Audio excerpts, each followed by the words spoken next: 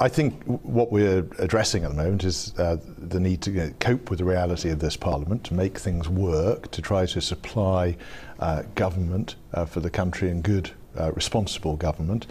So, I don't think there is any clamour out there for another general election, and certainly I don't see any clamour from my colleagues for a leadership election. So I think we are in a position to proceed.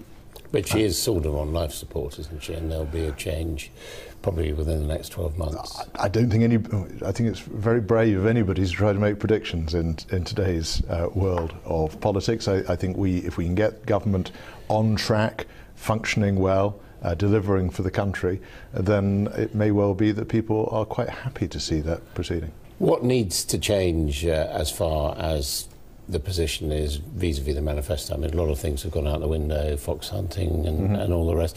What about on this question of Europe? Does there need to be a look again at the approach to the Brexit talks? I think everything has to be looked at, but we shouldn't get carried away. Clearly the Labour Party was contesting the election with a policy on the EU that was broadly the same as the Conservative Party's policy. We both want frictionless free trade.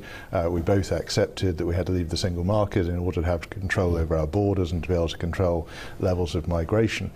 So there are very few substantive differences, and 82–83% of people voted for one of those two parties. On the other hand, people are now saying that maybe we need to look at the single market option again, possibly go back to the Europeans and say, look, is there any way we can make this work with control of borders? Well, of course, David Cameron tried to make that work, and nobody was prepared to deal with him on that basis. So I'm not sure that would be on the table, but I do think it would be quite an odd conclusion to reach, that when both the main parties get a bigger share of the vote combined than at any time for decades, that you should immediately turn away from the central premise of both of their manifestos.